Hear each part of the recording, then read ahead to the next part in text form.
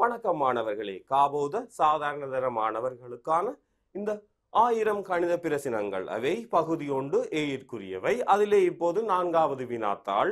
ஒவ்வொரு வினாத்தாளிலும் 25 வினாக்கள் கொண்டதாக நாங்கள் அமைத்துள்ளோம். இவை பகுதி 1 ஏற்குரிய வினாக்களாக அமைவதுடன் மேலும் இவற்றினை நாங்கள் படிமுறை ரீதியாக செய்து பழகவும் இயலக்கூடியதாக இருக்கின்றது. ஆகவே மாணவர்களே, இந்த வினாத்தாளின் 4 பக்கங்களிலும் எங்களுக்கான இந்த 25 வினாக்கள் பகுதி 1 ஏற்குரிய அந்த வடிவத்திலே இடைவெளிகளுடன் உங்களுக்கு காட்டப்பட்டுள்ளது. பாருங்கள், இந்த 4 பக்கங்களிலும் 25 வினாக்கள் உண்டு.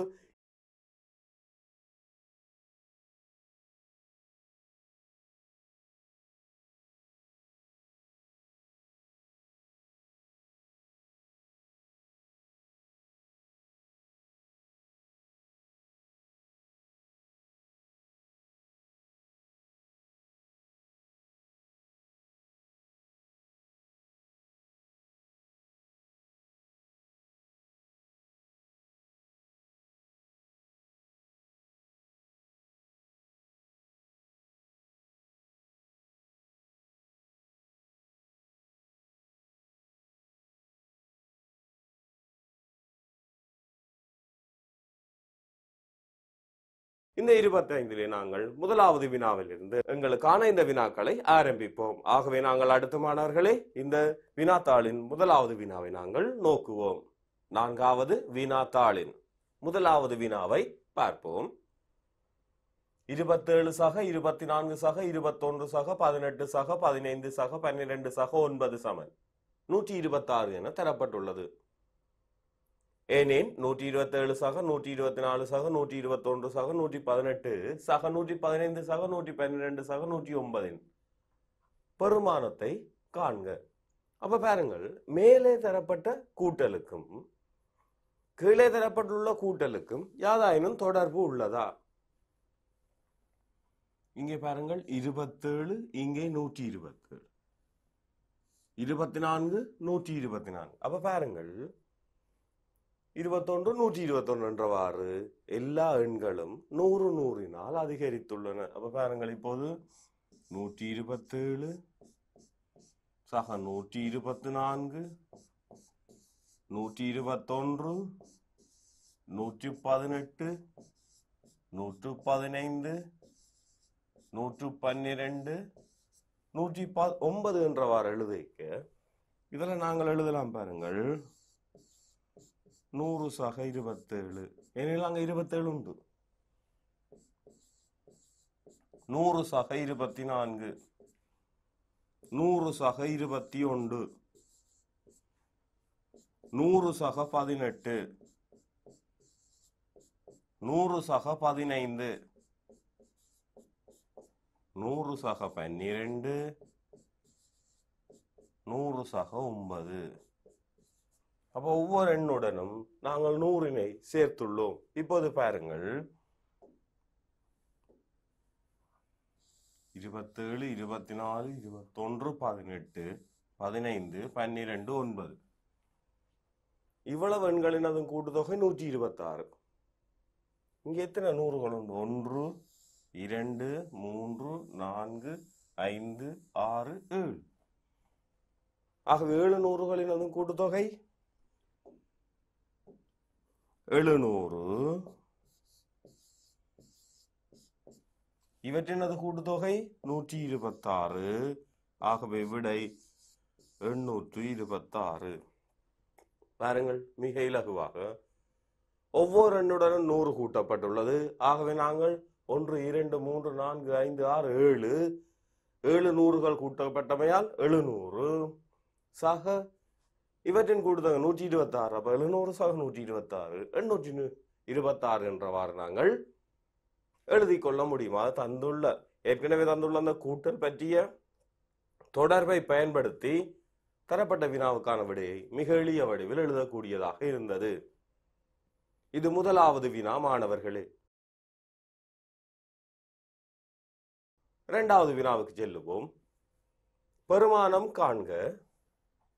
7.2 தர 3.5 0.2 தர 3.5. தனித்தனியே நாங்கள் 2 தசம எண்களையும் பெருக்குதல் கடினம். ஆகவே பாருங்கள், இங்கே பொது காரணி ஏதாவது இருக்குமா என நாங்கள் பார்ப்போம். 3.5 ஆனது இரண்டுக்கும் பொதுவாக காணப்படுகிறது. இவ்வாறான பெருக்கங்களின் போது அந்த பொது காரணியை நாங்கள் வேறாக்குதல் இலகு. அவை பாருங்கள், 3.5 நாங்கள் எடுத்தோம் எனில் 7.2 சாய 0.2 என்றவாறு வரும். பாருங்கள், 7.2 தரம் 3.5 இருந்து அந்த 3.5 எடுத்து விட்டோம். 0.2 தரம் 3.5 இருந்து அந்த 3.5 எடுத்தால் 0.2 மீதி. ஆகவே 3.5 தர 7.2 0.2 நாங்கள் கழிப்போம். 2 2 போனால் 0, 7 0 போனால் 7. ஆகவே 7.0. ஆகவே பாருங்கள், 7.0 என்பது 7. 7 3.5 பெருக்குவோம். 7 5 35 3 மீதி 7 3 21 3 24.5. பாருங்கள், இது தனித்தனியே நாங்கள் பெருக்கிக் கொண்டிருப்பதை விட பொது காரணியை வேறாக்கி பெருக்கும் போது எங்களுக்கு மிக இலகுவாக இருக்கும். மூன்றாவது வினாவை நோக்குவோம். பெருமானம் காண்க. அரை தர அரை சக அரை தர அரை. பாருங்கள், 2 1 தர 2 1 சக 2 1 தர 2 1. பாருங்கள், 2 4 1 1 2 4 1 1. அப்ப பாருங்கள், 4 4 பொமசி 4 பகுதி எண்கள் சமன். ஆகவே 1 சக 1 1 சக 1 2 4 2 எனும் போது நாங்கள் அதனை சுருக்கலாம் 2 பகுதியையும் தொகுதியையும் நாங்கள் 2 வகுப்போம். 2 4 1 2. ஆக பாருங்கள், மிக இலகுவாக நாங்கள் இந்த 2 பெருக்கங்களையும் பெருக்கி வரும் விடையை சுருக்கி நாங்கள் இப்போது 2 1 வந்துள்ளது என கண்டுள்ளோம். இது மூன்றாவது வினா. நான்காவது வினாவை பார்ப்போம். x வர்க்கம் சக 7x சக 12 ஒரு காரணி x சக 4 எனின் மற்ற காரணியை காண்க. ஒரு முறை நாங்கள் இதன் காரணிகளின் பெருக்கத்தை எழுதுவதன் மூலம் மற்ற காரணியை கண்டுபிடிக்கலாம், அல்லது ஒரு காரணியால் இதனை வகுப்பதன் மூலம் நாங்கள் கண்டுபிடிக்கலாம். பாருங்கள், முதல் நாங்கள் அந்த வகுத்தலை ஒருக்கா பார்ப்போம். பாருங்கள், x வர்க்கம் சக 7x சக 12 வகுக்க உள்ளோம் x சக 4. முதலாவது பாருங்கள், x வர்க்கம் x தர x ஆன் x வர்க்கம் ஆகையால் நாங்கள் x முறைகளை எடுக்கிறோம். x தர x x வர்க்கம் x தர 4 4x. வளமையான வகுத்தல் மாதிரி நாங்கள் வகுக்கின்றோம். x வர்க்கத்தில் x வர்க்கம் போனால் 0, 7x 4x போனால் 3x சக 12. இங்கே x சக 4 x இருக்கு, இங்கே 3x. ஆக x இன்ற 3 மடங்கு சக 3 பெருக்குவோம். 3x சக 3 12 3 முறைகள் அங்க வரும். பாருங்கள், மீதி 0. ஆகவே மற்ற காரணி x சக 3 என்பதை நாங்கள் வகுத்தல் முறை மூலம் கண்டுகொண்டோம். இப்போது பாருங்கள், இதனை நாங்கள் 4 உறுப்புகளாக்கி காரணிப்படுத்துவோம். பாருங்கள்,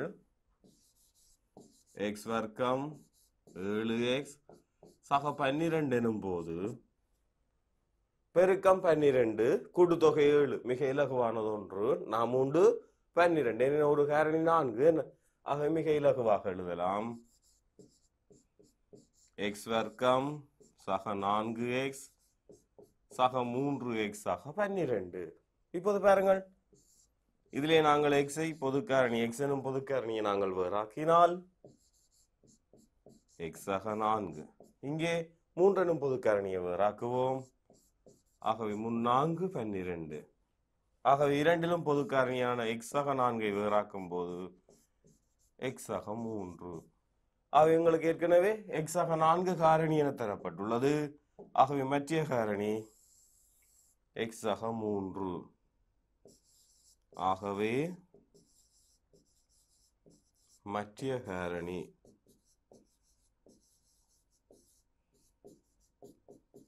எக்ஸ் ஆக 3 ஆகும். பாருங்கள் மாணவர்களே, மிக இலகுவாக நாங்கள் இதனை இருவேறு முறைகளில் எழுதிக் கொள்ள முடியும் என பார்த்தோம். 5வது வினாவை கவனியுங்கள். உருவில் தரப்பட்டுள்ள தகவல்களை கொண்டு a, bயின் பெருமானம் காண்க. a-னதும் b-னதும் பெருமானங்களை நாங்கள் காண வேண்டும். எங்களுக்கு இங்கே 3 சமாந்தர நேர்கோடுகளும் குறுக்கோடி 2 நேர்கோடுகளும் இங்கே காட்டப்பட்டுள்ளது. a-னை காண்பது இல்லை. எவ்வாறு? இந்த கோணமும் இந்த கோணமும் நேய கோணங்கள். பாருங்கள், 2 சமாந்தர நேர்கோடுகள் இவை. ஆகவே இவை 2 நேய கோணங்களாக காணப்படும். நேய கோணங்களின் கூட்டுத்தொகை மாணவர்களே 180. ஆகவே பாருங்கள்,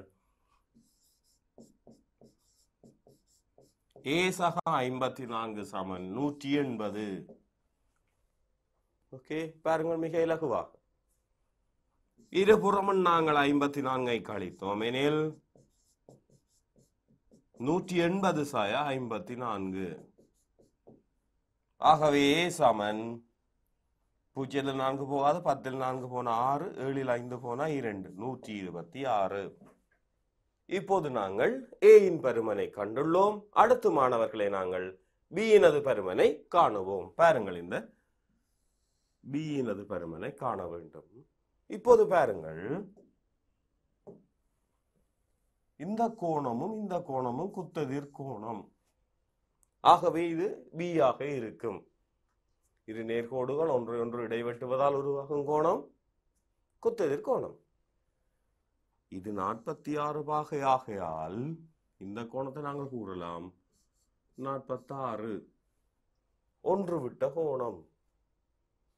ஆகவே பாருங்கள், ஒன்று விட்ட கோணங்களின் படி இது 46, குத்தெதிர் கோணங்களின் படி இது b-க்கு சமனாகும். இப்போது முக்கோணி ஒன்றின் அகக்கோணங்களின் கூட்டுத்தொகை எடுக்க முடியும். முக்கோணி ஒன்றின் அகக்கோணங்களின் கூட்டுத்தொகை 180 பாகை. இது நாங்கள் நேய கோணங்களாகையால்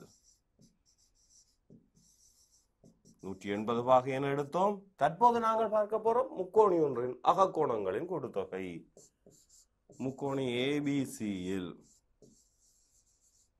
பாருங்கள், 54 சக 46 சக b சமன் 180. இது முக்கோணியின் அகக்கோணங்களின் கூட்டுத்தொகை. ஆகவே பாருங்கள், இப்போது மிக இலகுவாக 54ஐயும் 46ஐயும் b-ஐயும் கூட்டும் போது 180 பாகை. 54 46 100 சக b சமன் 180. ஆகவே இருபுறமும் நாங்கள் இந்த 100ஐ கழித்தோம் எனில் 100 சாய 100 சக b சமன் 180 சாய 100. ஆகவே b எனும் கோணத்தை காணலாம். 180இல் 100 போனால் 80 பாகை. b 80, a 126. மிக இலகுவாக நாங்கள் ஒவ்வொரு படிமுறையாக எழுதுவதன் மூலம் இந்த a-ஐயும் b-ஐயும் நாங்கள் இங்கே கண்டுகொண்டோம். இது 5வது வினா.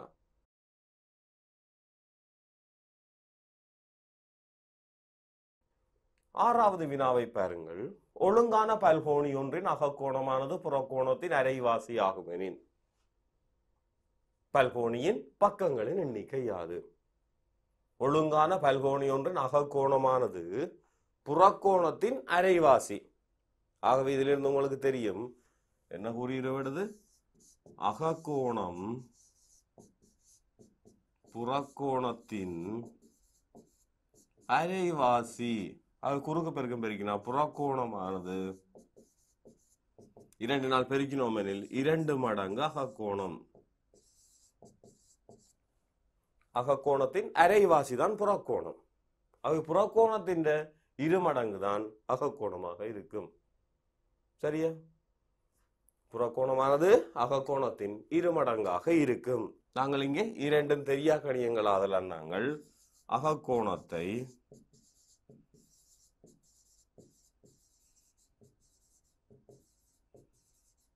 எக்ஸ் என்க.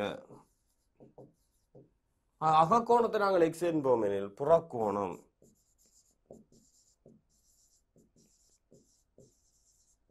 அகக்கோணத்தின் இருமடங்கு 2x ஆகும்.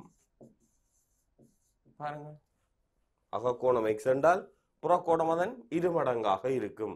ஏன்? புறக்கோணத்தின் அரைவாசி தான் அகக்கோணம் ஆகும்.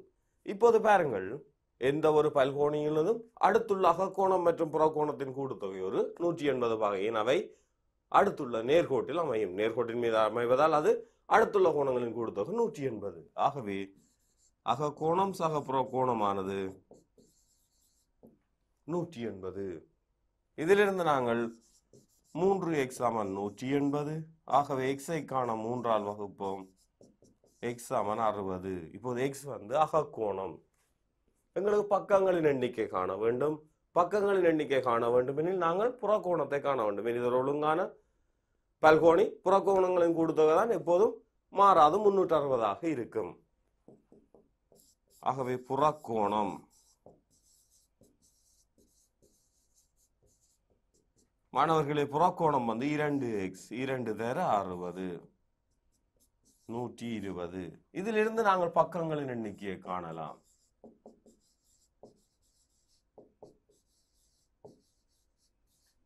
பக்கங்களின் எண்ணிக்கை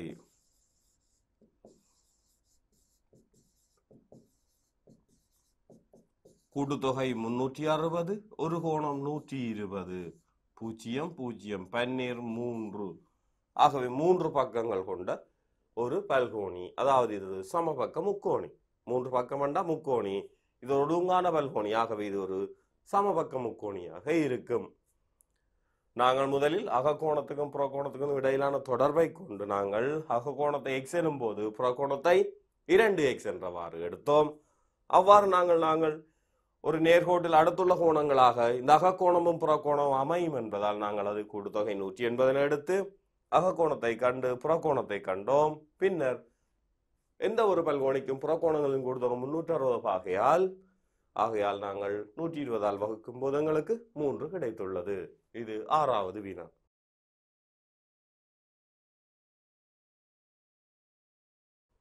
7வது வினாவை கவனியுங்கள்.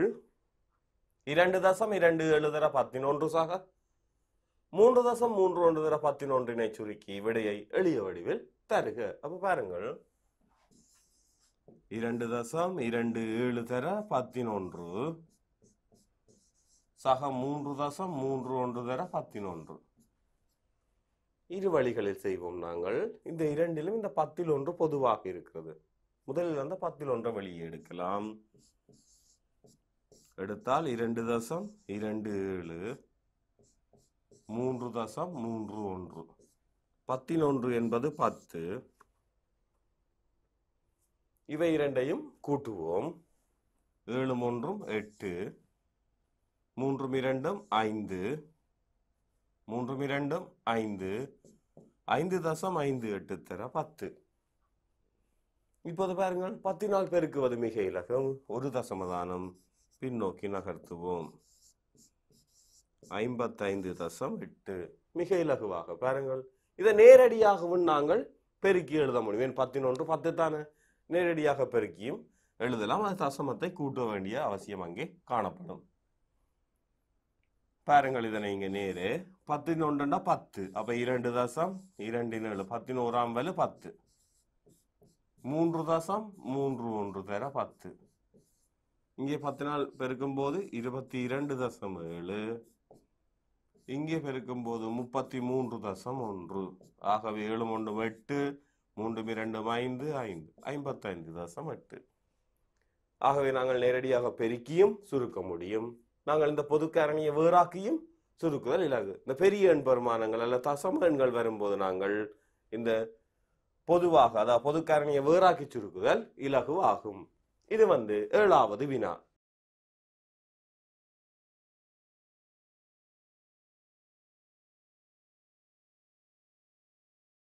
எட்டாவதை பார்ப்போம்.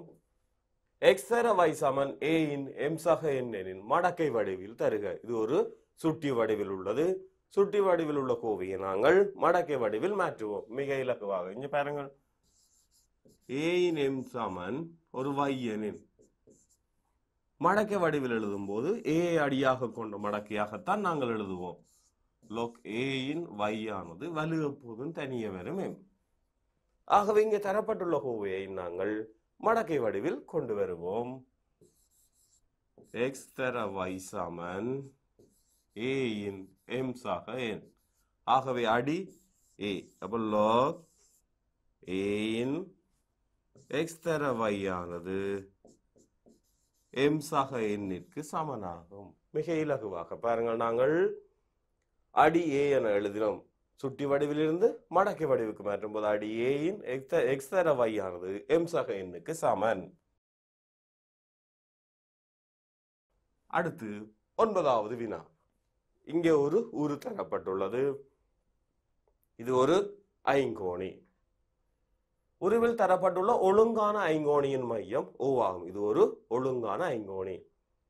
எனின் a சய b இன் பெருமானத்தை காண்க. இப்ப பாருங்கள், இது ஒழுங்கான ஐங்கோணி எனின் 5 பக்கங்களும் சமனாகும். ஆகவே பாருங்கள், இப்போது இந்த b என்பது ஒழுங்கான ஐங்கோணியின் ஒரு அகக்கோணம். முதலில் அந்த அகக்கோணத்தை காண்போம். பாருங்கள், மிக இலகுவாக ஐங்கோணியனின் முதல் புறக்கோணங்கள் அகக்கோணங்களின் கூட்டுத்தொகையை காணுவோம்.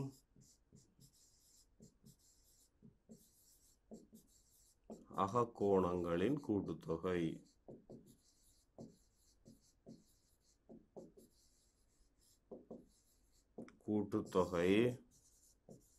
n சய 2 தர 180 5 சய 2 தர 180. என் பக்கங்களின் எண்ணிக்கை 5 ஆகையால் 3 தர 180 என எழுதலாம்.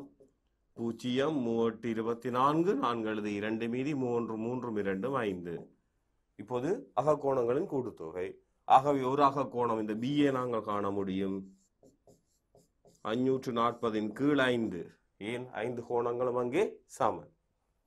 ஆகவே இதிலிருந்து I1 5 4 அடங்காது I8 40. சரியா மாணவர்களே? இப்போது பாருங்கள், இந்த ஐங்கோணியின் ஒவ்வொரு பக்கங்களையும் இந்த உச்சியுடன் இணைக்கும் போது பாருங்கள், நாங்கள் ஒவ்வொன்றாக இணைத்திருக்கிறோம். இணைத்தால் ஒவ்வொன்றும் பாருங்கள், இப்போது இது ஒரு இரு சமபக்க முக்கோணியாக அமையும். என்னவாக அமையும்? இரு சமபக்க முக்கோணியின் இது சமனாக இருக்கும். அதை விட இது ஒழுங்கான பல்கோணியாகையால், ஒழுங்கான ஐங்கோணியாகையால் இந்த 5 பக்கங்களும் சமன். ஆகவே இவை தமக்குள் ஒருங்கி செய்யும். பக்கம் பக்கம் பக்கம் என்ற ரீதியில். ஆகவே இந்த கோணம் இந்த கோணம் இந்த கோணம் எல்லாமே சமனாக வரும். ஆகவே 108 எனில் அரைவாசி 54 54 காணப்படும். 54 54 54 54 என்றவாறு காணப்படும். ஆகவே பாருங்கள், இதிலிருந்து இந்த ஏயின் அரைவாசியை காணலாம். நாங்கள் இது ஒரு எக்ஸ் என கொள்ளுவோம். இது எக்ஸ் எனில் இதுவும் எக்ஸ் ஆகும். ஏன் அவை ஒருங்கி செய்யும். ஆக இந்த 2 எக்ஸ் தான் ஏ ஆக காணப்படும். அவ பாருங்கள், 54 சக 54 சக எக்ஸ் சமன் 180. இது முக்கோணியின் அகக்கோணங்களின் கூட்டுத்தொகை. 108 சக எக்ஸ் தான் 180. ஆகவே மிக இலகுவாக பாருங்கள், எக்ஸை காண்பதற்கு இருபுறமும் 108 கழிப்போம். ஆகவே எக்ஸ் சமன் 72.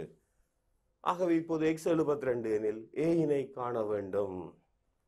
ஏ ஆனது 2x. ஆகவே 2 தர 72 பாகை 2 4 7 14 144 பாகை ஆகும். இப்போது பாருங்கள், எங்களுக்கு ஏ செய்ய பியின் பெறுமதி, ஏயின் பெருமானம் தெரியும், பியினதும் பெருமானம் தெரியும். இதிலிருந்து நாங்கள் ஏ செய்ய பியினை எழுத முடியும். 144 108 கழிப்போம். 4 8 போகாது, 14 8 போனால் 6, 3 0 போனால் 3, 1 1 போனால் 0, 36 பாகை. மிக இலகுவாக நாங்கள் இப்போது முதலில் ஒழுங்கான ஐங்கோணின் அகக்கோணம் ஒன்றின் பெருமனையும் கண்டு அவற்றின் புள்ளிகளை இணைப்பதன் மூலம் அது இருசமபக்க முக்கோணிகள். ஆகவே அவை ஒருங்கிசையும் என்பதை கொண்டு நாங்கள் இப்போது அகக்கோணங்களின் கூட்டுத்தொகையை கொண்டு ஏனை கண்டு ஏக்கும் பிக்கும் இடையிலான அந்த வித்தியாசத்தினை இப்போது எழுதியுள்ளோம். இது 9வது.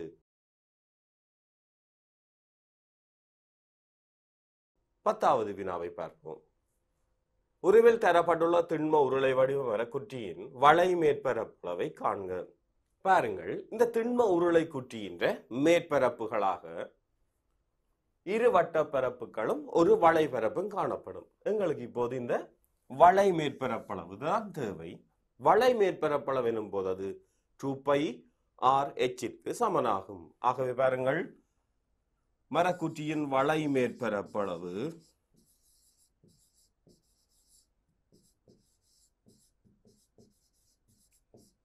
சமன் 2πr(h) என்ற வகையில் அமையும். 2 தர 22 கீழ் 7 தர ஆரை 7 தர உயரம் 5. பாருங்கள், இதன் விட்டம் 14, அதனால் தான் ஆரை 7. விட்டத்தின் அரைவாசி ஆரை, உயரம் 5. 7 1 7 7 1 7. 2 தர 22 2 4 2 4 தர 5 4 20 2 மீதி 4 20 2 22 220 சதுர சென்டிமீட்டர். 220 சென்டிமீட்டர் வர்க்கம் என்ற வகையில் நாங்கள் 10வது வினாவுக்கான அந்த வளை மேற்பரப்பை கண்டுள்ளோம். அடுத்து A 3/4 B 2/6 ஆகிய புள்ளிகளினோடு செல்லும் நேர்கோட்டின் படித்திறனை காண்க. அப்ப 2 புள்ளிகள் எங்களுக்கு தரப்பட்டுள்ளன. அந்த 2 புள்ளிகளினோடு செல்லும் நேர்கோட்டின் படித்திறனை நாங்கள் காண வேண்டும். 2 புள்ளிகளினோடு செல்லும் நேர்கோட்டின் படித்திறனை நாங்கள் மிக இலகுவாக காணலாம். படித்திறன் M சமன் y ஆள்கூறுகளின் வித்தியாசம். y ஆள்கூறுகளின் வித்தியாசத்தின் கீழ்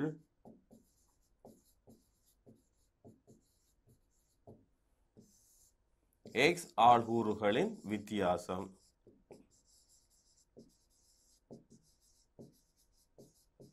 y ஆள்கூறுகளின் வித்தியாசத்தின் கீழ் x ஆள்கூறுகளின் வித்தியாசம். இது உங்களுக்கு விளங்க வேண்டும் என்பதற்காக தான் நாங்கள் எழுதுகிறோம். நீங்கள் விடைத்தாளிலே இதனை எழுத தேவையில்லை. நேரடியாகவே அந்த y ஆள்கூறுகளின் வித்தியாசத்தை எழுதி கொள்ள முடியும். பாருங்கள், 6/4. அடுத்த x ஆள்கூறுகளின் வித்தியாசம். எந்த புள்ளியின் y ஆள்கூறிலிருந்து நாங்கள் கழிக்கிறோமோ, 6லிருந்து கழித்தால் அதற்குரிய x ஆள்கூறிலிருந்து தான் நாங்கள் கழிப்போம். 2/3. 6 மறை தர மறை நேர் 6 சக 4 கீழ் 2 முறை அடையாளம் மறை 5 10 கீழ் மறை 5 10க்குள் 5 2 முறை அது நேரை மறையால பிரித்தால் மறை 2. M சமன் மறை 2. மிக இலகுவாக 2 புள்ளிகள் தரப்படும் போது அவற்றின் y ஆள்கூறுகளின் வித்தியாசத்தின் கீழ் x ஆள்கூறுகளின் வித்தியாசத்தை காண்பதன் மூலம் அதன் படித்திறனை காண முடியும்.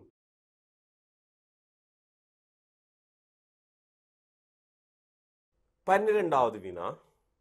A B-க்கு C-க்கு 13 6ற்கு 8க்கு எனின் அத்துடன் A சக C ஆனது 20ஆகவும் இருப்பின் A சக B சக C யினது பெறுமதியை காண்க. அப்ப பாருங்கள், A B-க்கு C-க்கு 13 6ற்கு 8ற்கு எனின் இதிலிருந்து நாங்கள் எழுதலாம். பாருங்கள், A-க்கும் B-க்கும் C-க்கும் இடையிலான தொடர்பு 13 6 8 என்றவாறு உள்ளது. A 13ஆக இருக்கும் போது B 6ஆக இருக்கும், C 8ஆக இருக்கும், அல்லது அவற்றின் மடங்குகளாக இங்கே காணப்படும். அத்துடன் A சய C ஆனது 20. A சய C ஆனது 20. அப்ப ஏ ஆனது 20 ஏக்கும் சிக்கும் இடையிலான வித்தியாசம் 20. இங்க பாருங்க, இங்கே ஏக்கும் சிக்கும் இடையிலான வித்தியாசம் எவ்வளவு? 5. ஆனால் அங்கே தரப்பட்டுள்ளது 20. ஆக 20 5 4 மடங்கு. 5 4 20. பாருங்க, 13க்கும் 8க்கும் இடையிலான வித்தியாசம் 5 தான் இங்க வருது. ஆகவே இங்கே வித்தியாசம் 20 இருக்கின்றால் 5 4 மடங்காக உள்ளது. அப்ப வித்தியாசம் 4 மடங்காக இருக்கின்றால் எண்ணின் பெருமானங்களும் 4 மடங்காக இருக்கும். ஆகவே இந்த விகிதத்தின் சமவெளி விகிதத்தை நாங்கள் காண வேண்டும். அதற்காக நாங்கள் அனைத்தையும் நாங்கள் 4 பெருக்குவோம். அப்போதுதான் எங்களுக்கு அந்த வித்தியாசம் 20 கிடைக்கும். பாருங்கள், இந்த ஏசிஎஸ்சி 20 என்றபடியால் இங்கே ஏசிஎஸ்சி 5 வருகிறது.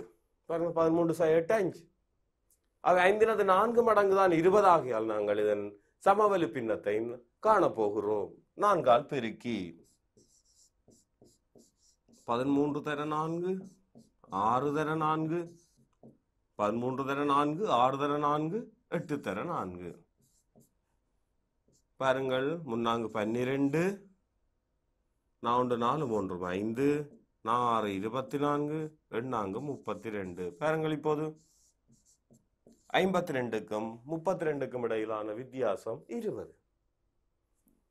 ஆகவே நாங்கள் இப்போது பாருங்கள் 4 பெருக்கி இந்த சமவெளி விகிதத்தை கண்டோம். இப்போது விகிதத்தை கண்டுவிட்டோம். பொருத்தமான இந்த விகிதத்தை கண்டால் வினா ஏ சக பி சக சி இந்த மூன்றையும் கூட்டுவோம். ஆகவே ஏ சக பி சக சி சமன் 52 24 32. 2 4 6 2 8 3 2 5 5 10 108. மிக இலகுவாக பாருங்கள், இங்கு வித்தியாசம் 5 எனின் 13 6 8. அவ் வித்தியாசம் 20 எனின் 4 20. அவற்றின் சமவெளி விகிதத்தை நாங்கள் கண்டு அதனை ஏ சக பி சக சியினை கண்டுள்ளோம். 13வது வினா, ரூபாய் 600 70 வீதத்தினை காண்க. 70% எனின் 100க்கு. மிக இலகுவான ஒரு வினா. ரூபாய் 600 இன் 100ல் 70. 70% எனில் 100க்கு 70 100க்கு 70. 2 பூஜ்ஜியங்களை நாங்கள் நீக்குவோம். ஆகவே ரூபாய் 6 0 0 6 7 42. ரூபாய் 420. மிக இலகுவான சதவீதம் 100க்கு 70 என எழுதினோம் எனில் 600க்கு எவ்வளவு? இது 13வது வினா. 14வதை பார்ப்போம். தரப்பட்டுள்ள உருவின் பரப்பளவை காண்க. இங்கே பாருங்கள், ஒரு உரு தரப்பட்டுள்ளது. ஒரு சதுரமும் சரிவகமும் சேர்ந்ததான இந்த கூட்டு தளவுரு. இதிலே சதுரத்தின் பக்க நீளம் 4 சென்டிமீட்டர். ஆகவே பாருங்கள், இப்போது இந்த சரிவகத்தின் இந்த சமாந்தர பக்கங்களில் ஒன்று 7 மற்றது 4 இருக்கும். சதுரத்தின் ஒரு பக்கம். அதே நேரம் அந்த சதுரத்தின் பக்க நீளத்துக்கு இதன் செங்குத்தியரம் சமன் என தரப்பட்டுள்ளது. ஆகவே அதுவும் 4. ஆகவே இந்த கூட்டுத்தள உருவின் பரப்பளவை காண வேண்டுமெனில் நாங்கள் சதுரத்தினதும் சரிவகத்தினதும் பரப்பளவுகளை கண்டு கூட்ட வேண்டும். ஆகவே உருவின் பரப்பளவு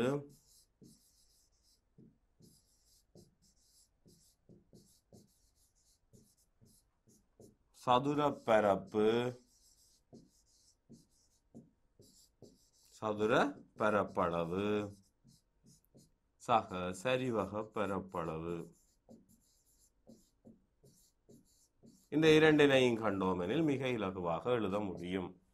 சதுர பரப்பு நீளம் தர நீளம் 4 தர 4.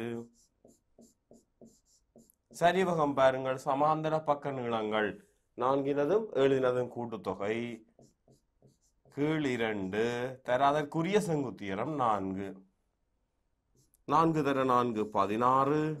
7 4 11 கீழ் 2 தர 4. இந்த 2ஆல் சுருக்கலாம். 1 2 2 4. ஆகவே 16 சக 11 2 22. 6 2 8 2 3 3 38 சதுர சென்டிமீட்டர். ஆகவே பாருங்கள், இது 38 சென்டிமீட்டர் வர்க்கம் பரப்பளவு. இது 14வது வினா. 15வதுக்கு செல்லுவோம். 3x/5 சிறிது அல்லது சமன் x/7 இச்சமநிலையை தீர்த்து அதன் சதுர எண் தீர்வுகளை எழுதுக. முதலில் நாங்கள் இப்போது இந்த சமநிலையை தீர்ப்போம். 3x/5 சிறிது அல்லது சமன் x/7. ஆகவே முதலில் நாங்கள் எக்ஸினை ஒரு புறமாகவும் எண்களை ஒரு புறமாகவும் வைத்திருக்க முதலில் இந்த 5 இருபுறமும் கூட்டுவோம். 3x/5 சக 5 சிறிது அல்லது சமன் x சக 7 சக 5. ஆகவே இப்போது பாருங்கள் 3x சிறிது அல்லது சமன் x சக 12. இப்போது எக்ஸினை ஒரு பக்கம் வைத்திருப்பதற்காக இருபுறமும் நாங்கள் இந்த எக்ஸினை கழிப்போம். ஆகவே பாருங்கள் இப்போது 2x சிறிது அல்லது சமன் 12. 2x சிறிது அல்லது சமன் 12. ஆகவே நாங்கள் இப்போது எக்ஸினை காண்பதற்கு 2ஆல் வகுப்போம். x சிறிது அல்லது சமன் 6. x ஆனது 6ற்கு சமன் அல்லது 6ஐ விட சிறிது. ஆகவே பாருங்கள் இப்போது எக்ஸின் தீர்வுகள் 6, 5, 4, 3, 2, 1, 0, மறை 1 என்றவாறு செல்லும். இப்போது அதன் சதுர எண் தீர்வுகள். ஆகவே இங்கே உள்ள சதுர எண்கள் பாருங்கள் 4, 1. மறை எண்களில் சதுர எண்கள் இல்லை. அதை விட இது 6 விட அதிகமான எந்த ஒரு எண் பெருமானத்தையும் எடுக்காது. ஆகவே தீர்வுகள் சதுர எண் தீர்வுகள் 1, 4. மிக இலகுவாக நாங்கள் முதலில் அந்த சமநிலையை தீர்த்தோம். ஒரு சமநிலையை சமன்பாட்டினை நாங்கள் எவ்வாறு தீர்க்கின்றோமோ அதே முறையில் தீர்ப்போம். தீர்த்து எங்களுக்கு கிடைக்கும் இந்த சதுர எண் தீர்வுகளை மிக இலகுவாக நாங்கள் கண்டுகொண்டோம். 16வது வினா 81 4 3 தர 3 மறை 3. இது ஒரு சுட்டி வடிவிலான பெருக்கம். நாங்கள் இங்கே சுட்டி விதிகளை இங்கே பயன்படுத்துவோம். 81 4 3 தர 3 மறை 3. இந்த 81 வந்து 3 வலுக்களாக எழுதலாம். 3 9 9 தர 3 27 27 தர 3 81 என்ற வகையில் 3 4 என எழுத முடியும். ஆகவே நாங்கள் இப்போது 3 4 4 3 என எழுதலாம். வலுவில் மறைப்பெருமானம் காணப்பட்டால் அதன் நிகர்மாறு தலைகீழாக மாற்றுவோம்.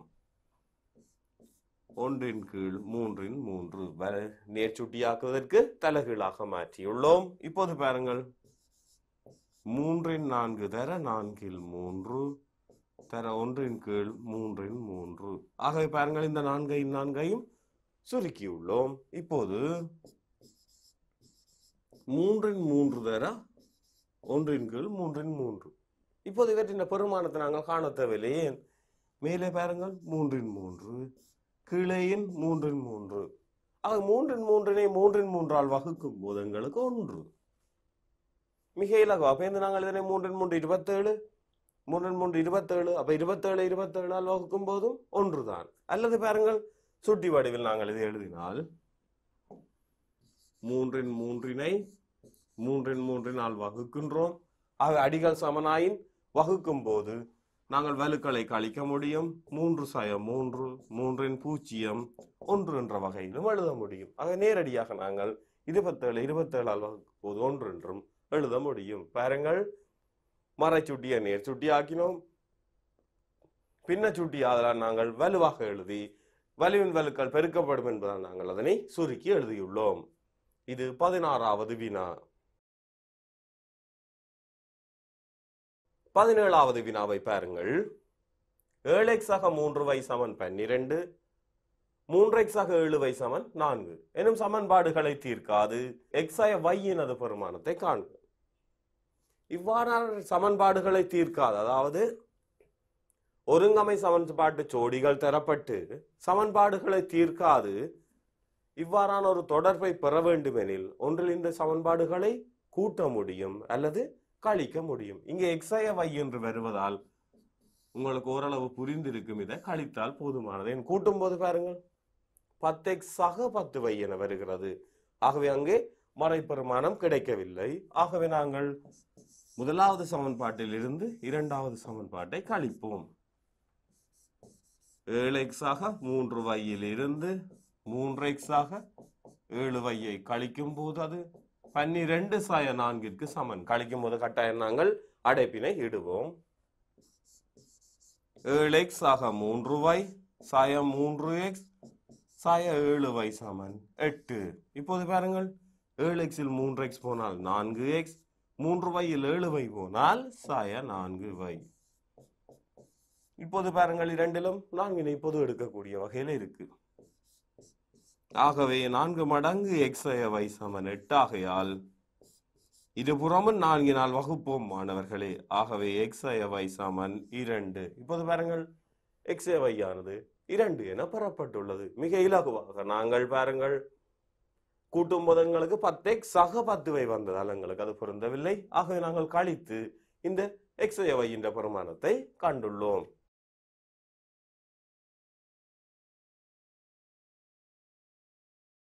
18வது வினா சுருக்குக 6x வர்க்கம் 12x இன் கீழ் 2x 4. 6x வர்க்கம் 12x இன் கீழ் 2x 4. அப்ப பாருங்கள் மிக இலகுவாக பொது காரணிகளை இங்கு வேறாக்குவோம். 6 12 6 2 12. x வர்க்கம் x எனும் போது நாங்கள் x இனை நாங்கள் எடுக்க முடியும். ஆகவே 6x வர்க்கத்தில் 6x எடுத்தால் x சாய 6 2 12. கீழே 2x 4 எனும் போது 2x 2. இப்போது பாருங்கள் நாங்கள் சுருக்குவோம். ஈர் 1 ஈர் 3 x 2 x 2 நாங்கள் நீக்க முடியும்.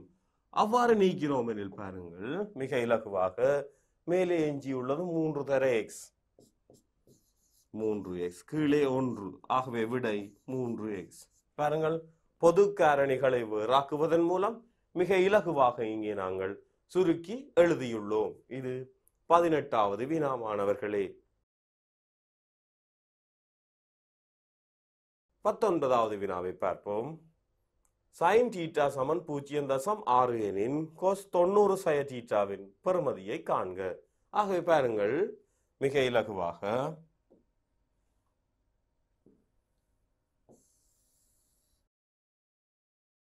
பாருங்கள் இப்போது நாங்கள் இது ஒரு செங்கோண முக்கோணி. இதை நாங்கள் தீட்டா என்று எடுத்தால் ஒரு கோணம். தீட்டா என குறிக்கப்படுவது ஒரு கோணம் மாணவர்களே. அதற்கு எதிர்கோணம் பாருங்கள் செங்கோணத்தை தவிர்த்து மத்திய கோணத்தை நாங்கள் எடுக்கலாம். பாருங்கள் இது தீட்டா. ஆக இது 90 பாகை.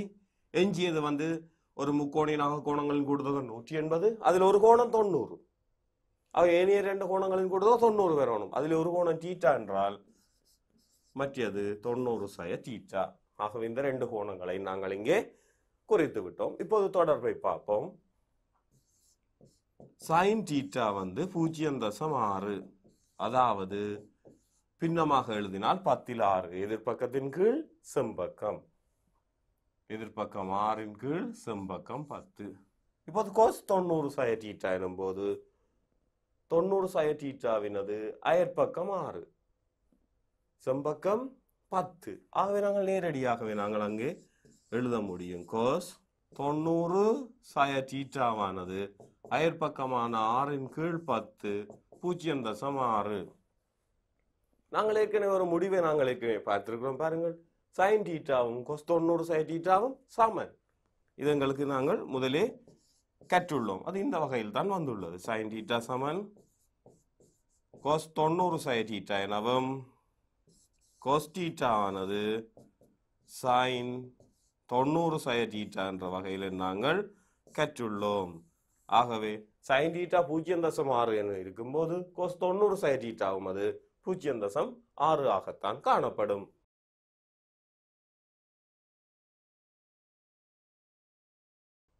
இருபதாவது வினாவை நோக்குவோம். P 1 3 2 5 I 1 0 0 1 எனின் P தர I சமன் P என காட்டுக. ஆகவே நாங்கள் இப்போது இந்த இரு தாயங்களையும் எடுத்துக் கொள்ளுவோம். P எனும் தாயமானது 1 2 3 5, I எனும் தாயமானது 1 0 0 1. இப்போது இரண்டினதும் பெருக்கத்தை நாங்கள் காணுவோம். P எனும் தாயம் 1 2 3 5. அடுத்து I எனும் தாயமானது 1 0 0 1. பெருக்கும் போது நாங்கள் மாணவர்களே கிடை நிலைக்குத்து என்ற வகையில் தான் நாங்கள் பெருக்குவோம். ஆகவே பாருங்கள், முதலில் பெருக்கல் மேற்கொள்ளும் போது 1 தர 1 2 தர 0. பாருங்கள், ஓர் 1 1 ஈர் 0 0. அடுத்து ஓர் 0 0 ஈர் 1 2. அடுத்து 3 3 I 0 0. அடுத்து பாருங்கள், 3 3 I 0 0 3 0 0 I 1 5. 3 னால் 0ஐயும் 5 னால் 1ஐயும் பெருக்கிற கிடை நிலைக்குத்து என்ற வகையில் தான் நாங்கள் பெருக்கிக் கொண்டு செல்லுவோம். 1 2 3 5 பெறப்பட்டுள்ளது. 1 2 3 5 என்பது Pற்கு சமன். ஆகவே P தர I ஆனது Pற்கு சமனாகும். இங்கே இந்த I என்பது அலகு தாயம் மாணவர்களே. அலகு தாயத்தால் எந்த ஒரு தாயத்தை நாங்கள் பெருக்கும் போது அதே தாயத்தை தான் நாங்கள் பெற்றுக்கொள்ள முடியும்.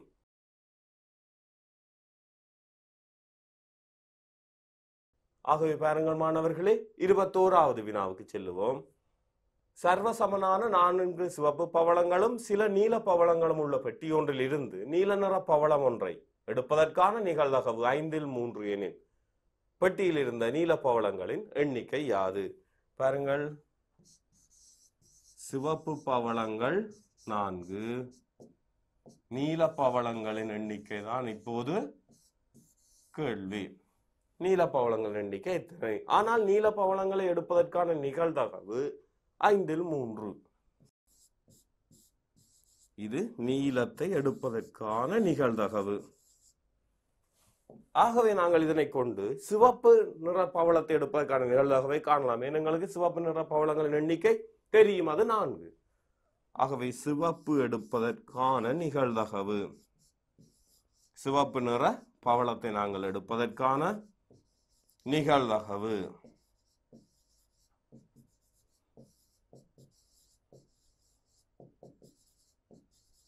பாருங்கள், 5/3 நீலம் எனில் 5/2 மீதி மொத்தம் 5 பவளங்கள் இருந்தால் அதுல 3 நீலம், அதான் 5/3. ஆகவே அப்ப இஞ்சி 2 மொத்தம் 5ல் 3 போனால் 2, 2 சிவப்பு. ஆனால் எங்களிடம் இருக்கும் சிவப்பு 4 சிவப்பு பவளங்கள் இருக்கு.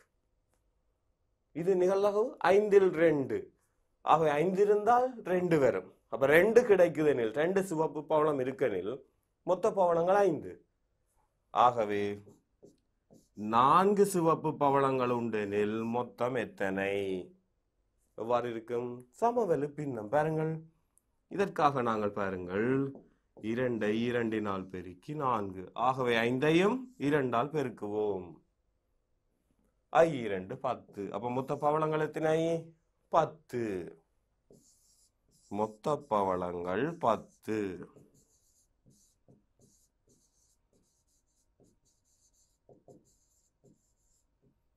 10 ஆகும்.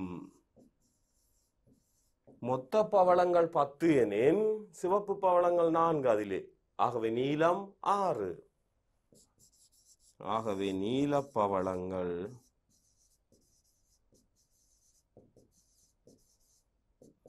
மொத்தம் 10லே 4 சிவப்பு எனில் 6 ஆகும். மிக இலகுவாக நாங்கள் பாருங்கள், நீல பவளம் கிடைப்பதற்கான அளவு 5/3. ஆகவே சிவப்பு கிடைப்பதற்கான அளவு 5/2. ஏனெனில் நீலமும் சிவப்பும் மாத்திரம் தான் ஒன்று.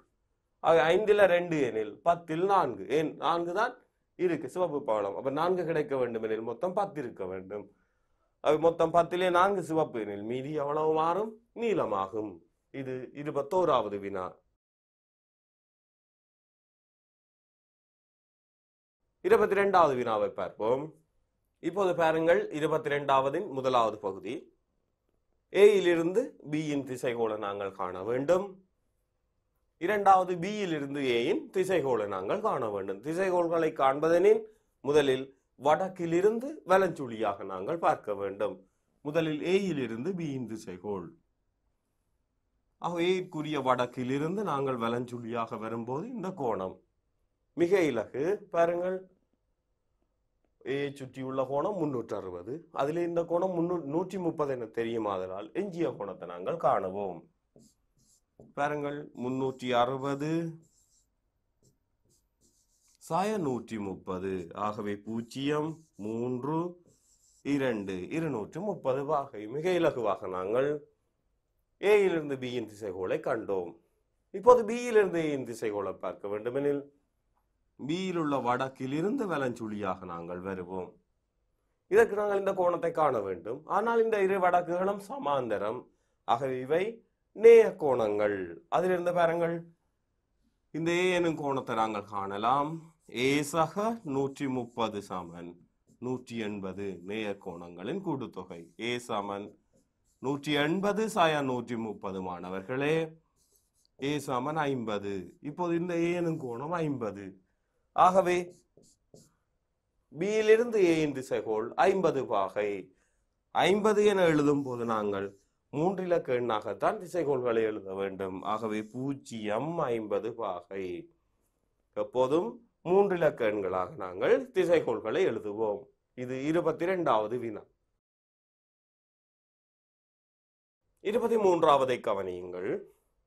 செவ்வகம் ABCDயில் ABBCக்கு 4 3 ஆகவும் AB சமன் 20 சென்டிமீட்டர் ஆகவும் இருப்பின் செவ்வகத்தின் பரப்பளவை காண்க. ABயின் நீளம் 20 சென்டிமீட்டர். ஆனால் AB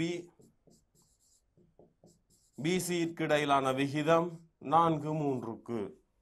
ஆக மிக இலகுவாக ஒரு தொடர்பு எழுதலாம். ABயின் கீழ் BC சமன் 4/3. இப்போது AB 20. அதிலிருந்து நாங்கள் BCயை கண்டோம் எனில் அது அகலம். AB ஆனது நீளம், BC அகலம். அவை பரப்பளவுக்கான நீளந்தர அகலம் என்ற வகையில் பெருக்க முடியும். AB 20 மாணவர்களே, BC 4/3. இப்போது BCயை காண்பதற்கு நாங்கள் குறுக்கு பெருக்கம், அதாவது 3 பெருக்குவோம், BCயினால் பெருக்குவோம். 20 தர 3 தான் 4 BC. BCயை காண்பதற்கு 4 வகுக்கிறோம். 4 BC. 4 சுருக்குங்கள். 1 4 5 3 15 சென்டிமீட்டர். ஆகவே BC 15 சென்டிமீட்டர். இப்போது நாங்கள் கண்டது இந்த BC எனும் பக்க நீளம், அது 15 சென்டிமீட்டர். இப்போது பரப்பளவு பாருங்கள். ஆகவே செவ்வகத்தின் பரப்பளவை காணுவோம். செவ்வகத்தின் பரப்பளவு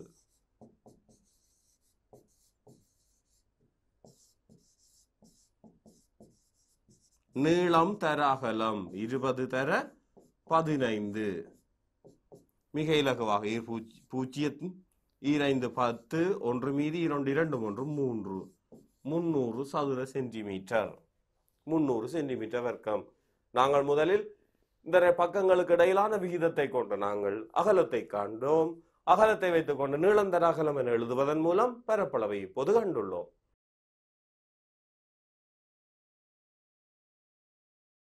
அடுத்து 24வது வினா. வர்க்கமூலம் 1 சாய 25/9 பெருமானம் காண்க. அது மிக இலகுவான வினா. பாருங்கள், 1 சாய 25/9. இதனை நாங்கள் எழுதலாம். பாருங்கள், 25/25 சாய 25/9 என்ற வகையில் எழுதலாம். ஆகவே அடுத்து பாருங்கள், 25/25. அதிலிருந்து 25/9 கழிக்கிறோம். பகுதி எண்கள் சாமன். ஆகவே 25/9 முன்னால் 16. 25/16. இவை இரண்டுமே சதுர எண்கள், நிறைவர்க்க எண்கள். ஆகவே சுருக்கலாம். 16 வர்க்க மூலம் 4, 25 வர்க்க மூலம் 5, 5/4 என்ற வகையில் மிக இலகுவாக நாங்கள் படிமுறையாக நாங்கள் இதனை சுருக்கியுள்ளோம். அடுத்து 25வது. இப்போது உங்களுக்கு ஒரு உரு ஒன்று தரப்பட்டுள்ளது. தரப்பட்டுள்ள சரிவகத்தின் பரப்பளவு 42 சதுர சென்டிமீட்டர். 42 சென்டிமீட்டர் வர்க்கம் எனின் எக்ஸின் பெருமானம்.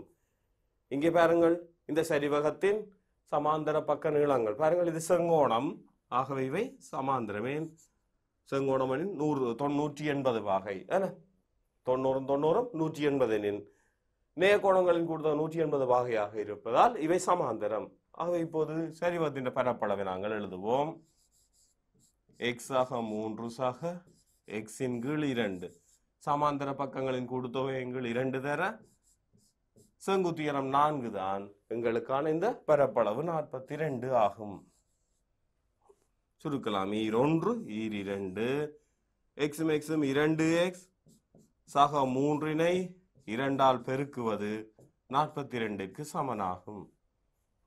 ஈரோண்டு 2 2 4 என்ற வகையில் நாங்கள் சுருக்கி இந்த கோவையை பெற்றுள்ளோம். 2ஆல் பெருக்குவோம். உள்ளுக்கு 4x ஆக 3 6 தான் 42. 4x காணுவதற்கு இருபுறமும் 6 கழிப்போம். 42 சாய 6 4x சமன் 36. ஆகவே 4ஆல் வகுத்தோம் எனில் x சமன் 9 சென்டிமீட்டர். இப்போது எக்ஸினது பெருமானத்தை நாங்கள் கண்டுவிட்டோம். எக்ஸ் சமன் 9 ஆகும்.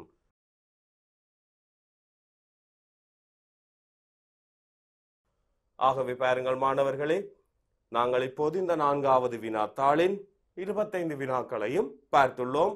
இவற்றினை நாங்கள் படிமுறையாக நாங்கள் எழுதியுள்ளோம். இவற்றினை செய்து பார்ப்பதன் மூலம் நீங்கள் உங்களுடைய கணித அறிவினை வளர்த்துக் கொள்ளலாம்.